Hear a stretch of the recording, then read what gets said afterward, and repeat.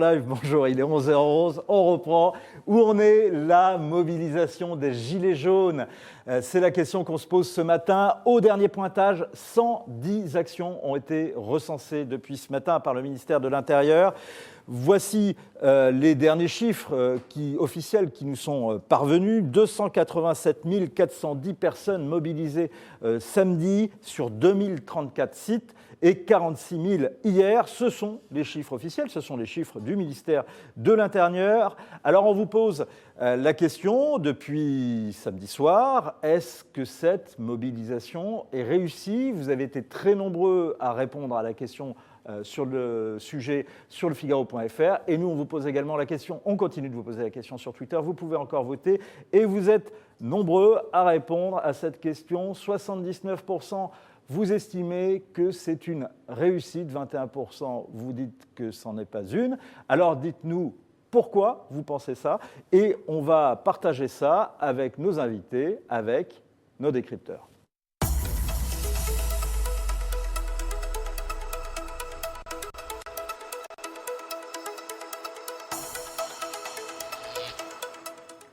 Bonjour François-Xavier Bourmeau. Bonjour. Vous êtes journaliste au service politique du Figaro. Les renseignements intérieurs étaient désemparés face à ce mouvement. C'est ce qu'on avait pu lire dans le Figaro depuis vendredi soir. Est-ce qu'on en sait un peu plus? Est-ce qu'ils en savent un peu plus aujourd'hui sur ceux qui ont manifesté et comment ce ministère de l'Intérieur s'est mobilisé par rapport à ce mouvement? Oui, alors, je n'en savais pas grand-chose en fait, parce que c'est une manifestation inédite. On a parlé du terme de jacquerie, un mouvement spontané qui a éclos un peu partout en France, sans relais, sans encadrement ni relais politique. Ce n'est pas une manifestation traditionnelle au sens où il n'y a pas d'organisation syndicale qui encadre ce mouvement et qui permette d'offrir des débouchés politiques avec le gouvernement. Donc effectivement, c'est un mouvement que le gouvernement a eu du mal à saisir, à anticiper et à mesurer l'ampleur. Et aujourd'hui encore, ils en sont réduits à constater sur le terrain, à faire des comptages sur le terrain pour voir un peu comment tout ça se fonctionne, est-ce que ça s'amplifie ou non. Alors on rappelle que vous êtes l'un des biographes d'Emmanuel Macron. Votre dernier livre s'appelle « Les coulisses d'une victoire ». C'est à retrouver chez l'Archipel. Est-ce que vous savez comment l'Élysée a suivi le mouvement et comment précisément Emmanuel Macron a suivi le mouvement ? Alors là, il y a un paradoxe parce qu'Emmanuel Macron était dans une période où il voulait retourner vers le terrain, au contact des Français. On l'a vu pendant toute la dernière séquence qui était son itinérance mémorielle, où il était très souvent en train de prendre des bains de foule, d'aller serrer des mains et d'expliquer sa politique sur le terrain. Depuis le lancement du mot d'ordre des Gilets jaunes, une fois que cette séquence s'est terminée, il s'est enfermé à l'Élysée. Là, il était... à l'Élysée. Il est resté à l'Élysée, il n'est pas allé à la Lanterne, il n'est pas allé à Versailles. Voilà, dimanche, il était à Berlin. Dimanche, il était à Berlin, voilà. Mais samedi, il a entendu les gens qui criaient Macron démission dans la rue des Faubourgs Saint-Honoré. Il était à l'Élysée. Il y a une prise de distance. On voit bien qu'Emmanuel Macron fait tout pour ne pas donner le mot de trop, le mot qui pourrait embraser la mobilisation, la contestation des Gilets jaunes. Il se met en retrait, il envoie son gouvernement, ses ministres en première ligne pour jouer le rôle d'interlocuteur avec la contestation. Donc Christophe Castaner samedi et le Premier ministre Édouard Philippe dimanche soir à la télévision sur France 2. On va entendre un extrait tout à l'heure. On voit bien que pour l'instant, Emmanuel Macron est très en retrait. On sait ce qu'il ressent, on sait ce qu'il a ressenti? Non, ça pour l'instant, c'est le blackout total sur l'Élysée. On vient de recevoir son agenda pour la semaine prochaine et il est sur un thème comme si de rien n'était en fait. Il observe, il regarde. On parie vraisemblablement autour de lui que le mouvement va s'étioler, qu'au fil du temps, avec le froid, les manifestants vont sans doute rentrer chez eux, à l'approche des fêtes de Noël aussi. Mais c'est un mouvement auquel le président de la République ne peut pas offrir de débouchés. Il n'y a pas d'interlocuteur identifié. Il est surpris. On est toujours surpris dans un mouvement comme ça, surtout qu'il y a une telle ampleur. Là, on voit que partout en France, samedi, c'était extrêmement visible sur les chaînes d'information en continu, chez nous aussi. Et ce mouvement n'avait pas été anticipé, en tout cas. Il n'avait pas été anticipé, alors qu'il y avait un terreau qui avait été créé, notamment par la mesure sur les 80 km/h sur les routes. Je rebondis sur ce que vous dites, pardon, je vous coupe, sur justement le froid et le pari de l'étiolement. Il y a une information très intéressante qu'ont révélé nos confrères du JDD hier. En off, dans l'entourage présidentiel, dans l'entourage au gouvernement, on dit qu'on est soulagé, deux points, ouvrez les guillemets, ce n'est pas une déferlante. Est-ce qu'en se disant ça, il trouve un argument pour ne pas bouger ? Non, parce que tant qu'il n'y a pas d'interlocuteur identifié pour négocier quelque chose, c'est très compliqué pour le gouvernement de répondre. Mais Emmanuel Macron, ce qui est important pour lui, il faut bien voir que dans ce moment-là, ce qui se joue, c'est la suite de son quinquennat. Emmanuel Macron, sa marque de fabrique, c'est la rupture avec ses prédécesseurs. Quand il s'est fait élire, il avait expliqué que lui ne ferait pas comme François Hollande, Nicolas Sarkozy, Jacques Chirac et même dans une certaine mesure François Mitterrand avant lui. C'est-à-dire qu'il ne céderait pas à la rue et qu'il maintiendrait le cap de sa politique. C'est ce qu'a dit Édouard Philippe hier. L'enjeu, il est énorme parce qu'à partir du moment où Emmanuel Macron fait le moindre geste en direction des Gilets jaunes, son quinquennat est terminé. Sa marge de manœuvre son capital politique disparaît totalement. Déjà qu'il est assez faible, s'il cède, il est mort en fait. Donc il a observé effectivement très attentivement ces mobilisations. Ils ont vu que ce n'était pas déferlante qu'il redoutait. Il y a eu des blocages visibles, des manifestations visibles. Il y a eu cette marche sur l'Élysée. Mais derrière, pour que la contestation embraye s'amplifie, il voit que c'est sans doute beaucoup plus compliqué de faire grossir encore ce mouvement. Ça va vraisemblablement continuer, mais est-ce que ça va aller en s'amplifiant dans les jours, les semaines qui viennent ? C'est vraisemblablement pas le pari de l'exécutif. On voit une classe politique qui est assez divisée, qui est assez désemparée. Jean-Luc Mélenchon, qui avait prévu de participer au mouvement, finalement renonce samedi et ne s'exprime que sur Twitter. On entend également un Gilbert Collard, par exemple, je cite, il a revêtu, dit-il, entre guillemets, moralement son gilet jaune, mais, dit-il, je ne veux pas qu'on nous accuse de récupération. Est-ce que la classe politique qui semblait désemparée, est-ce qu'elle est encore plus aujourd'hui, est-ce qu'elle est encore plus mal à l'aise, ou bien finalement elle a trouvé le moyen, en tout cas dans l'opposition, de participer, de s'impliquer dans ce mouvement et d'y trouver sa place? Classe politique divisée, je ne suis pas tout à fait d'accord, on y reviendra. En revanche, classe politique désemparée, oui, effectivement, ils sont dans le même état qu'Emmanuel Macron, c'est-à-dire qu'ils observent un mouvement qui échappe à tous les canons ordinaires d'une mobilisation sociale, c'est-à-dire c'est un mouvement spontané qui n'offre pas d'interlocuteur ni de débouchés politiques.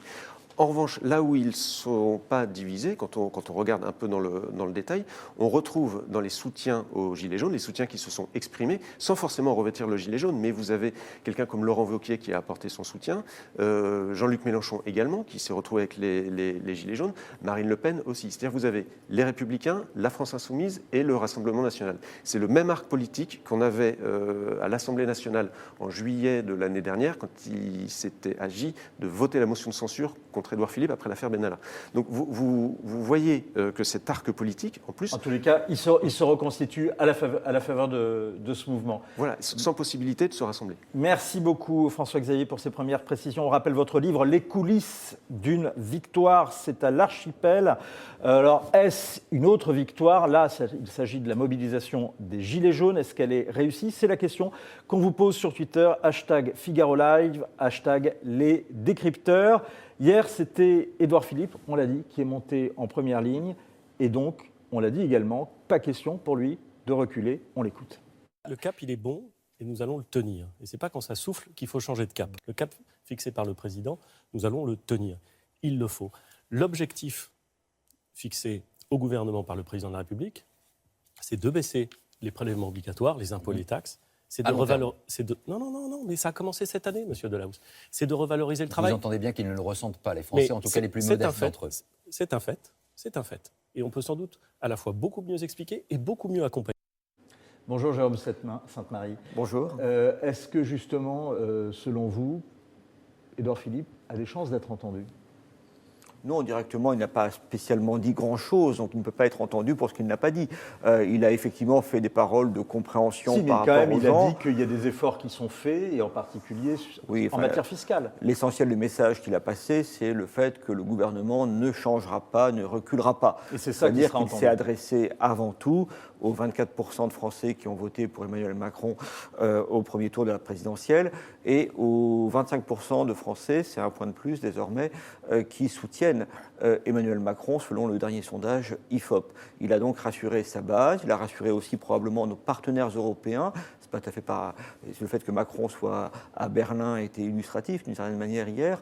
Et donc effectivement, il y a eu un quinquennat qui est une campagne même, le projet même de Macron et d'Emmanuel Macron, pardon, eh bien d'arrimer solidement la France à la construction européenne, de mener les réformes libérales demandées. Et évidemment, il ne peut pas sortir de ce qui est littéralement son ADN. Je vous pose la question parce que vous dirigez donc la société Pollingvox, qui est spécialisée dans l'étude de l'opinion. Vous qui avez écrit également un livre qui s'appelle « Le Nouvel Ordre démocratique », qu'est-ce qui vous a frappé dans ce mouvement? Est-ce que vous y voyez justement une illustration de votre thèse d'un monde qui change et d'un autre monde qui apparaît, qui n'est pas forcément le nouveau monde d'Emmanuel Macron? Oui, c'est un petit peu le nouveau monde d'Emmanuel Macron qui apparaît. C'est-à-dire plus précisément, c'est le basculement d'un monde qui était organisé selon un clivage gauche-droite, un monde politique, qui est au sein de la gauche, il y avait quand même des composantes populaires, mais d'autres qui l'étaient moins, et inversement pour la droite. Et aujourd'hui, on a une polarisation sociale qui s'est faite d'abord par le haut, avec le projet et gauche et droite d'Emmanuel Macron, mais qui s'adressait plutôt, vous voyez, le biotope d'Emmanuel Macron, c'est quand même les cadres supérieurs d'entreprises privées, pour après élargir à pas mal de gens. Mais donc c'était par le haut de la société, cette concentration et gauche et droite. Le mouvement auquel on assiste semble indiquer qu'il commence à y avoir un regroupement d'une forme de bloc populaire, et de gauche et de droite, par un effet de polarisation à l'égard d'Emmanuel Macron, ce qui place les partis traditionnels de droite et de gauche dans une position particulièrement délicate. Christophe Guilluy dit dans le Figaro, c'est à retrouver dans l'édition papier et sur le premium dans le Figaro Vox, un interview fait par notre consoeur Eugénie Bastier, les partis politiques sont créés pour les classes moyennes, or là, elles sont en train, en France, elle est en train de se déliter. Donc, est-ce que c'est la manifestation de ce délitement qu'on voit et donc, in fine, l'éclatement inexorable, inéluctable des partis politiques? Je lis toujours, et ce matin encore, Christophe Guilluy avec intérêt. En l'espèce, tous les partis politiques ne sont pas pour la classe moyenne. Enfin, évidemment, peut-être leurs représentants appartiennent plutôt à des classes diplômées, tout cela. Mais si vous prenez leur électorat, il y a quand même des partis politiques, notamment celui de celle qui s'est retrouvée au second tour face à Emmanuel Macron, le Rassemblement national, qui a une composante très populaire. 37% des ouvriers, par exemple, ont voté pour le Rassemblement national. Ce que vous avez probablement, c'est ce qui était ces partis faits pour la classe moyenne et avec un agrégat social très composite, c'était le Parti socialiste d'un côté, LR, les Républicains de l'autre. Mais aujourd'hui, justement, les deux partis importants, enfin France Insoumise et le Rassemblement national, les partis d'opposition, sont des partis qui ont une base beaucoup plus populaire. Jérôme Sainte-Marie, quand on regarde la carte de la mobilisation ce week-end, quand on regarde la carte du vote de 2017, est-ce que vous faites un lien entre les deux ? Oui, il y a un lien par rapport à ces deux cartes. Il y a surtout un lien, sans doute, par rapport au vote non lors du référendum de 2005. C'est bien la France du non élargie à d'autres catégories, sinon on ne serait pas à 75% de soutien pour le mouvement des Gilets jaunes. C'est bien cette France du non contre cette France du oui qui, aujourd'hui, sont affrontées. Autre question, pardon, oui. Je vous coupe.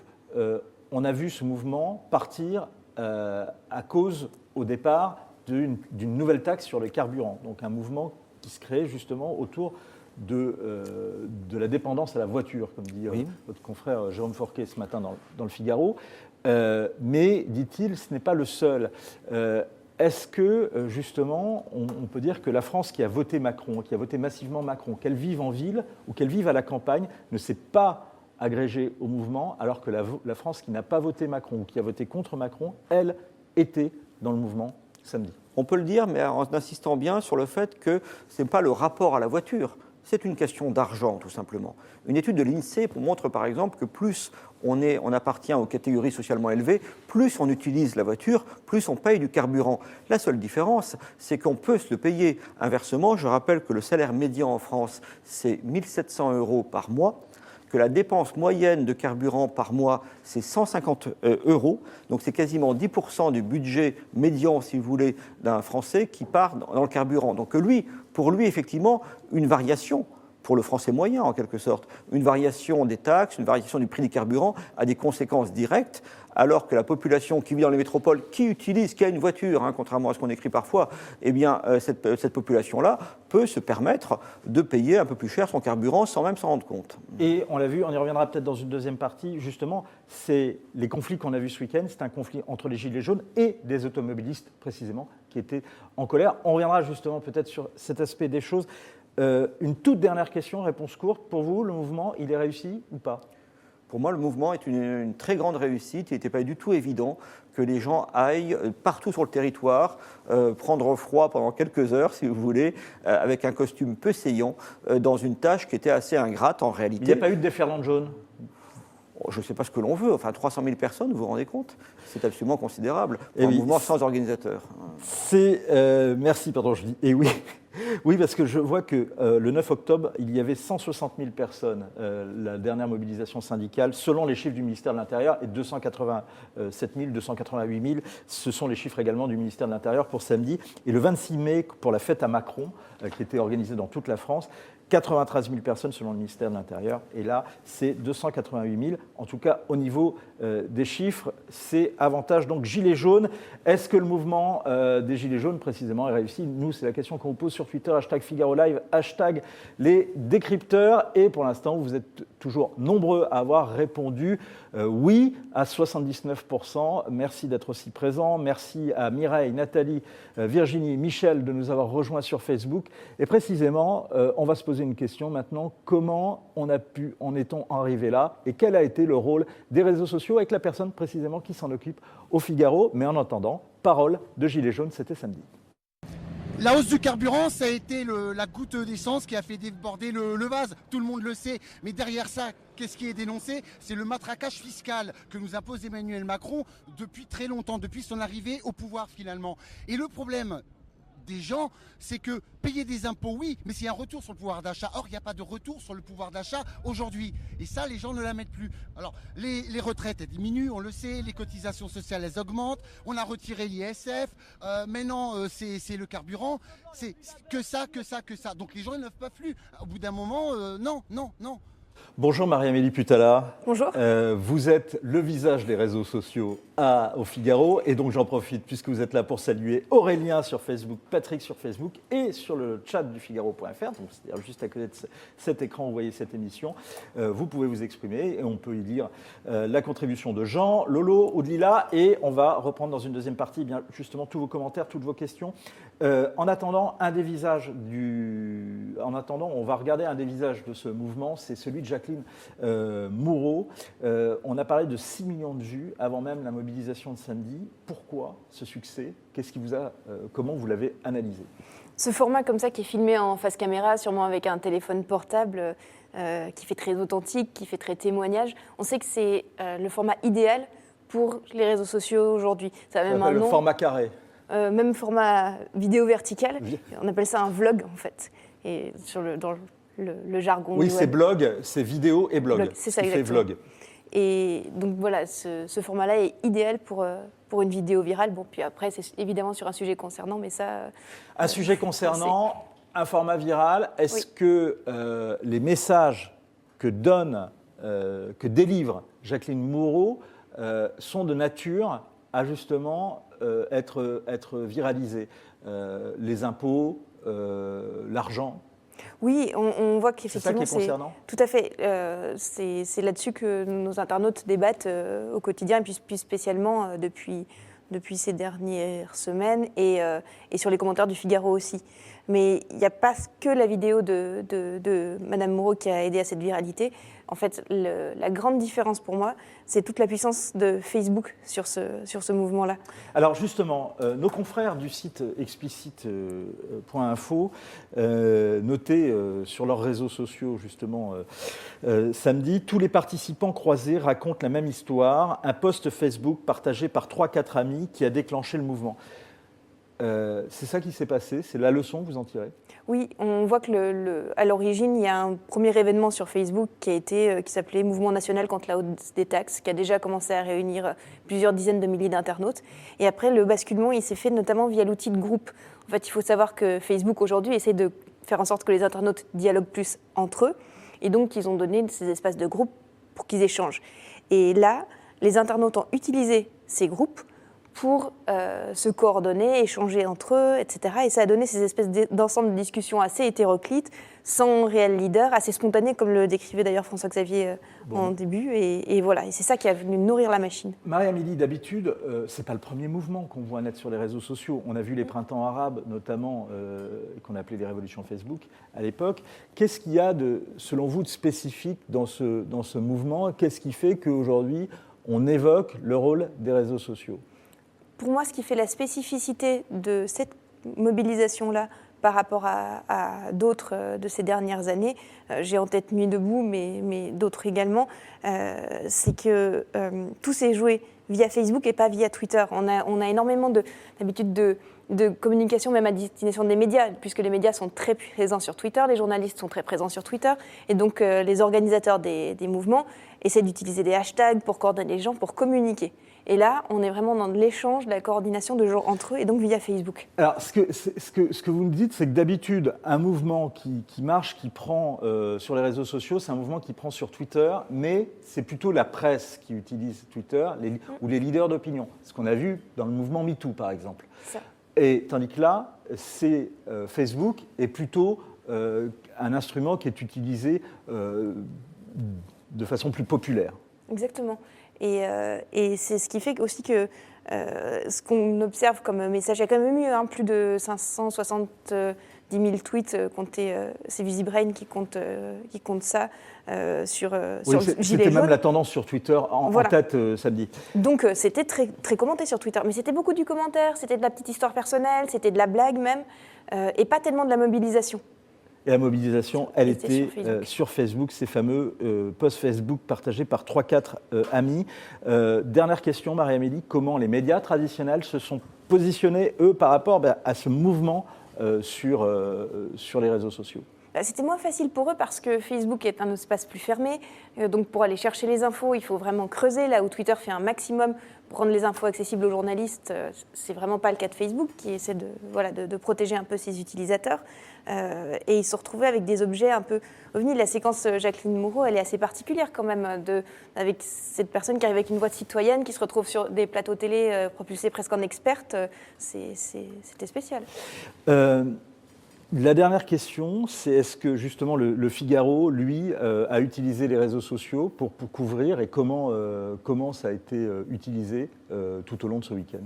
Dans les deux sens, c'est-à-dire qu'à la fois on a eu soin d'écouter ce que disaient les internautes sur les réseaux et de l'utiliser comme matière éditoriale pour nourrir le site, et d'autre part on a aussi voulu informer les internautes sur les réseaux, c'est-à-dire qu'on a fait du live tweet, des posts avec les dernières infos sur la mobilisation, et on continue à le faire d'ailleurs. Et ça continue sur Twitter, notamment avec la question qu'on vous pose, est-ce que la mobilisation est réussie? Hashtag Figaro Live, hashtag les décrypteurs, et puis le live text continue également, parallèlement à cette émission. Vous pouvez le retrouver juste en dessous de ce player sur la page d'accueil du Figaro.fr.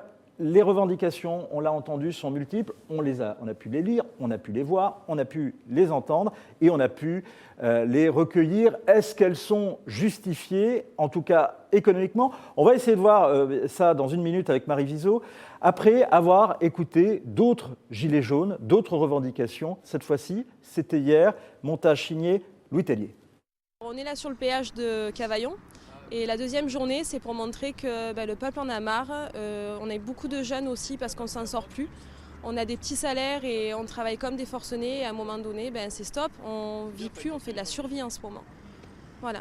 On est là pour dire qu'il y en a marre, et c'est le peuple qui le dit, c'est le peuple qui se lève, et on veut faire plier l'État pour qu'ils comprennent, qu'ils se mettent un peu à notre place et qu'ils essayent de comprendre qu'on est en galère. Voilà. Et la deuxième journée, c'est pas la dernière, il y en aura d'autres. Demain, c'est les routiers qui bloquent, après ça va être d'autres personnes, et on va continuer à bloquer jusqu'à ce qu'on ait gain de cause, qu'on nous écoute enfin. Il y en a marre qu'on ne soit pas écouté. Le peuple a besoin de ça. Bonjour Marie Viseau, vous êtes rédactrice en chef adjointe au service Économie France du Figaro. Qu'est-ce qui vous frappe dans les revendications qu'on a pu à l'instant entendre et qu'on a pu entendre tout au long du week-end ?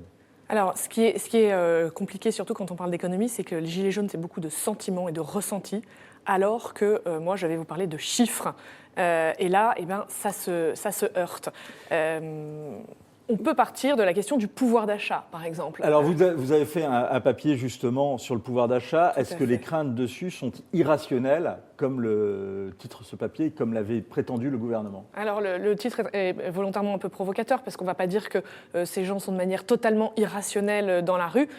On va se baser sur du factuel. Le pouvoir d'achat, oui, il augmente, et il augmente même depuis plusieurs années, parce que, pour être très clair, la dernière fois où il a vraiment baissé, ce pouvoir d'achat, c'était en 2013. On s'en souvient, c'était la période où François Hollande avait considérablement augmenté les impôts. Depuis, il n'a cessé de progresser. 1,8% en 2016, 1,3% l'an dernier, et encore en prévision, 1,3% pour cette année. Donc factuellement, le pouvoir d'achat des Français augmente. Alors comment on peut expliquer ce ressenti ? Est-ce qu'ils sont vraiment de mauvaise foi ? Alors, ils ne sont pas que de mauvaise foi. Alors, il y a évidemment cette étincelle dont on parle depuis tout à l'heure, le prix de l'essence. Petite parenthèse au passage, le mécontentement arrive davantage au moment où le prix de l'essence flambe à cause du prix du baril du pétrole. Au mois d'octobre, on a touché le sommet à $86, davantage qu'au moment où arrivent les taxes. Les taxes, elles ont augmenté au début de l'année. Donc, il y a aussi ce point sur lequel le gouvernement ne peut rien, qui est le prix du baril du pétrole.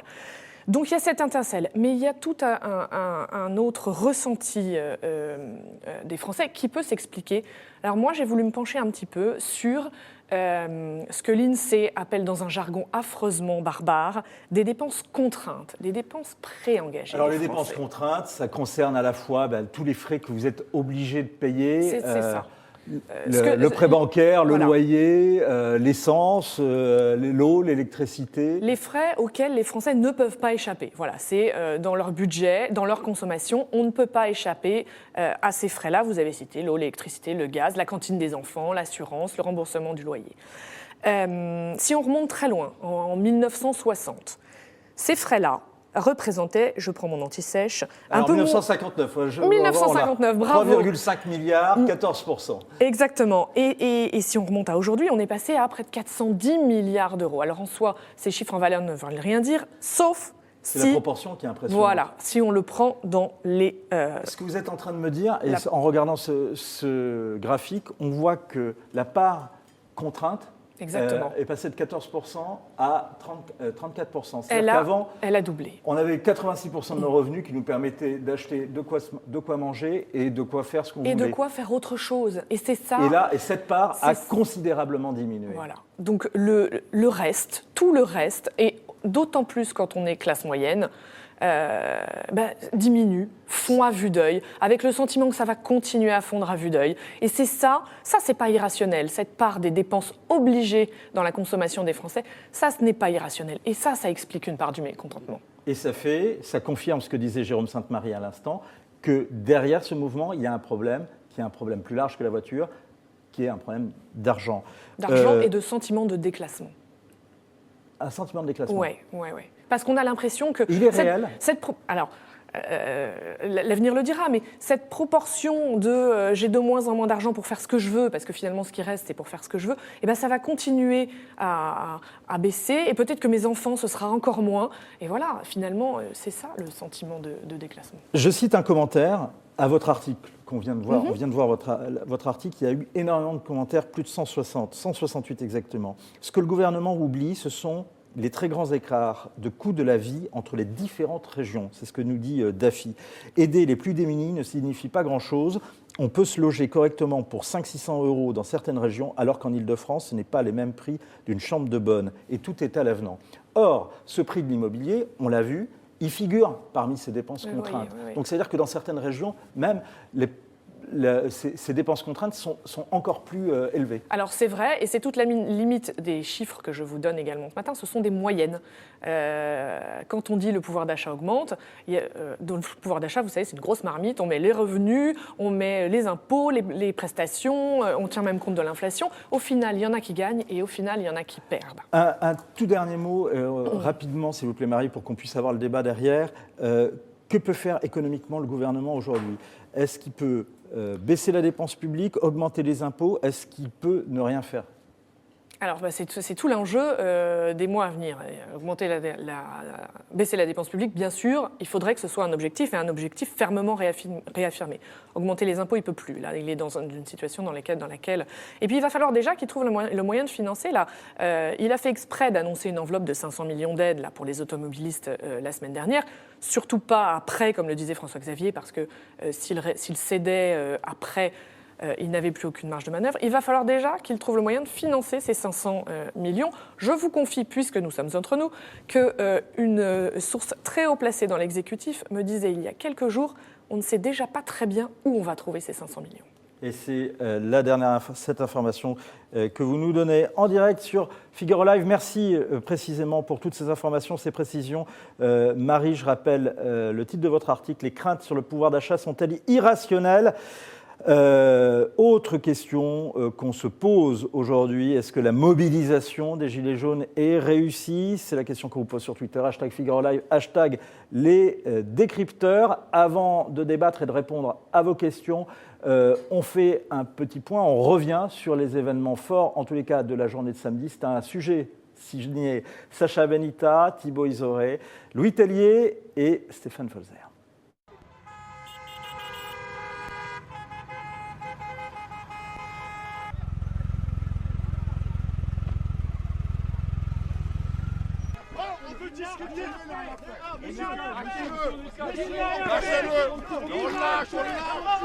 Le préfet de savoir, est-ce que vous nous confirmez cette information dramatique d'une personne manifestante décédée?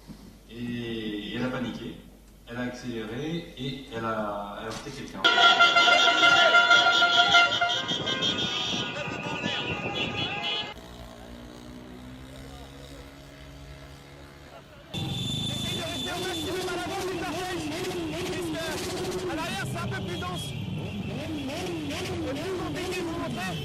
Là, à mon avis, ils vont affronter la police en face à face.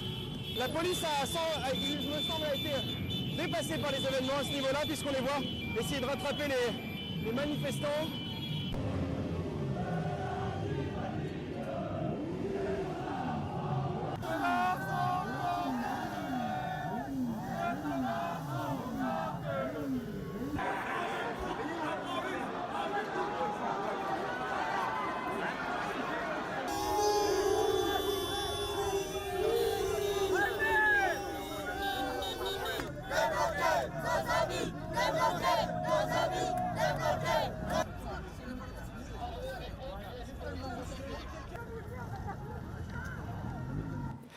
Et 110 actions sont conduites ce matin, ce sont les derniers chiffres donnés par l'AFP. Il y a une question que je voulais vous poser, que je n'ai pas posée tout à l'heure, Jérôme Sainte-Marie. Est-ce qu'après un mort, 400 blessés, des automobilistes énervés, le mouvement peut-il être autant soutenu par les Français qu'il ne l'était juste avant la mobilisation de samedi? 74% des Français trouvaient le mouvement justifié, c'était le sondage Odoxa publié par le Figaro.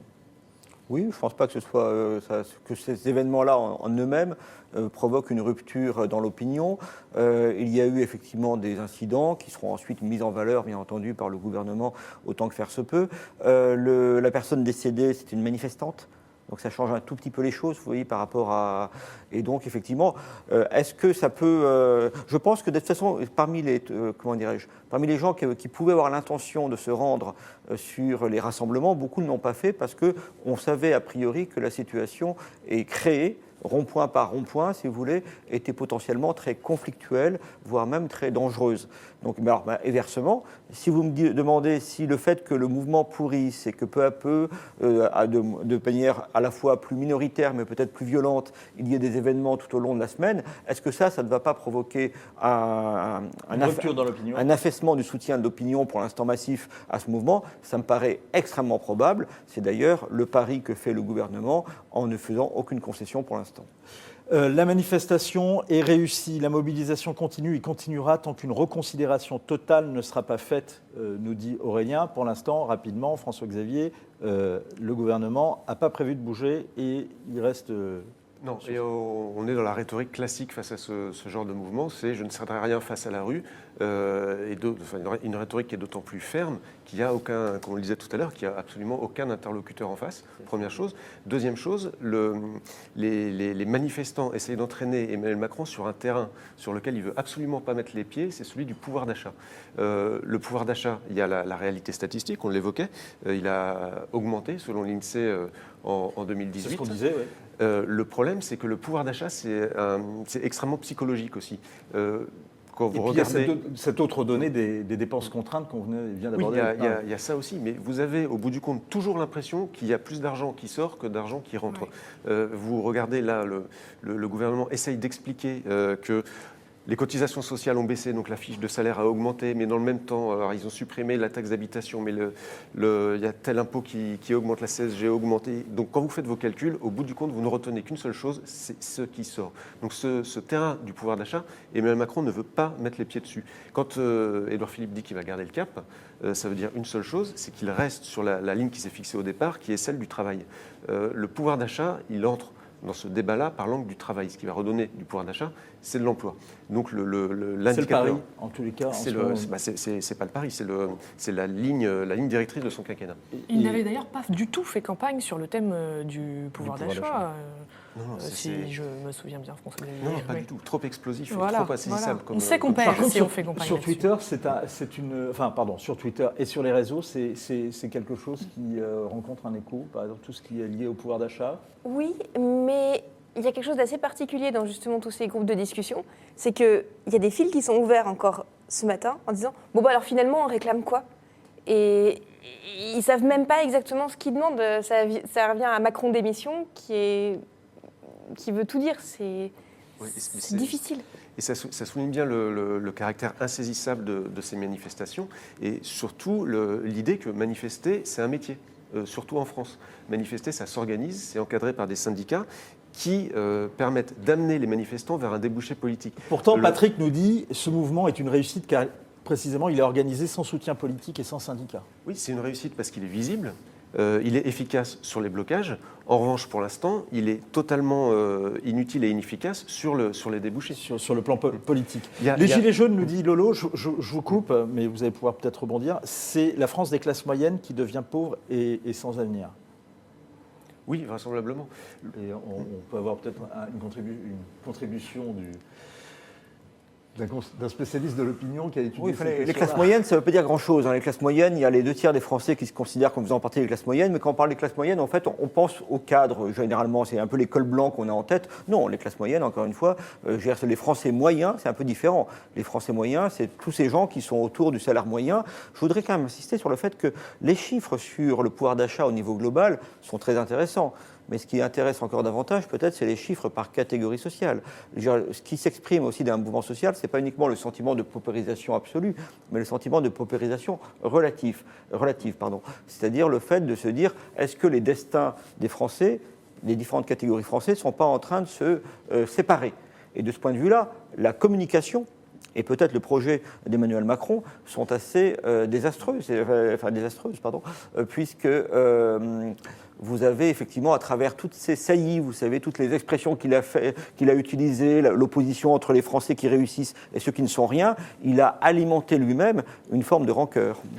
Marie, une question de Lila sur le Figaro.fr. Ce n'est plus acceptable de ne plus pouvoir vivre de son travail. Les taxes ne vont pas à la transition énergétique.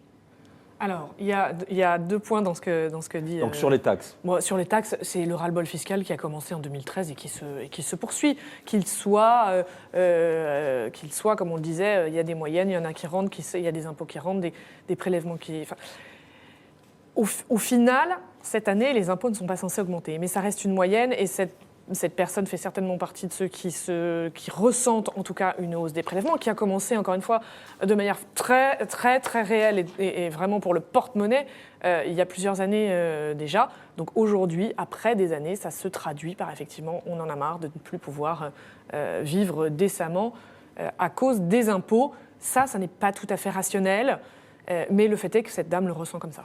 Lila nous disait pourquoi Nicolas Hulot a-t-il été silencieux ce week-end. On le saura peut-être jeudi. On le saura jeudi sur l'émission politique dont il est l'invité sur France 2. Et d'ailleurs, on en retransmettra un certain nombre d'extraits sur le live texte du Figaro.fr ce jour-là. Le live texte, pour l'instant, il continue. Il est sur la mobilisation des Gilets jaunes. 110 actions retenues aux dernières nouvelles. Merci beaucoup de vos précisions. Merci de vos questions.